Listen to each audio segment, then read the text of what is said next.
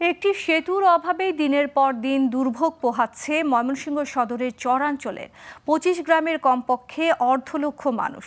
ব্রহ্মপুত্র নদীটি পারাপারে একমাত্র ভরসা নৌকা। প্রতি বছর বর্ষা এলেই ঘাট সরাতে হয়, আর শুষ্ক মৌসুমে হাঁটু সমান পানির মধ্য দিয়ে গন্তব্যে যেতে হয় রোগী, শিক্ষার্থী ও কর্মজীবীদের।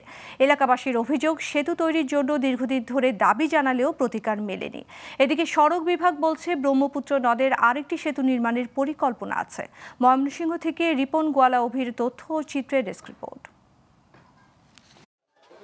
ময়মনসিংহ সদরের ব্রহ্মপুত্র নদের জেলখানা খেয়াঘাট দিয়ে প্রতিদিনই ঝুঁকি নিয়ে এভাবেই পার হন ২৫ গ্রামের হাজারো মানুষ। বর্ষায় নদের পানি বেড়ে গেলে সরিয়ে নিতে হয় ঘাট, আর শুকনো মৌসুমে নদে জেগে ওঠে চর। সেই চরে আটকে পড়ে নৌকা। এতে ভেজা কাপড়েই গন্তব্যে যেতে হয় শিক্ষার্থী ও কর্মজীবীদের। পার হচ্ছে মিনিমাম ১০-১২টা ইউনিয়নের লোকজন যাতায়াত করে। প্রচুর গ্রাম আছে, এখানে মানুষ যত আসে দুর্ভোগে পড়ে। পানি শুকিয়ে গেলে তখন নৌকা মাঝখানে আটকে যায়, তখন আমরা স্কুল ড্রেস পরে হাইটা এদিক দিয়ে পার হয়ে কলেজে যেতে হয়, স্কুলে যেতে হয়, অনেক ভোগান্তির শিকার হতে হয়। বেশি বিপাকে পড়তে হয় মুমূর্ষু রোগীদের নিয়ে, তাই দ্রুত সেতু তৈরির দাবি স্থানীয়দের। এখানে বিছনা খাওয়ার কারণে আমরা রোগী নিয়ে পারাপার করতে অসুবিধা হয়।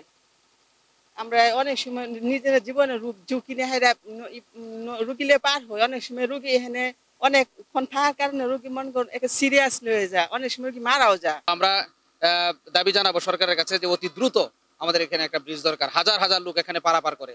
যদিও প্রতি বছর ইজারা দেওয়া হয় এই ঘাটটি, জন প্রতি ৫ টাকা ও যানবাহনের জন্য নেওয়া হয় ১৫ থেকে ২০ টাকা। তবুও ঘাটের কোনো উন্নয়ন হয়নি।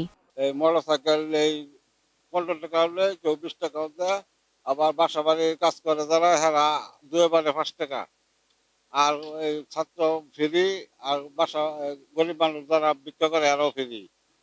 আমরা এভাবে চালাইতেছি আর কি। এদিকে সড়ক বিভাগের নির্বাহী প্রকৌশলী জানালেন, ব্রহ্মপুত্র নদের উপর তৃতীয় সেতু নির্মাণের পরিকল্পনা আছে। এখন স্থান নির্ধারণ হলেই শুরু হবে কাজ।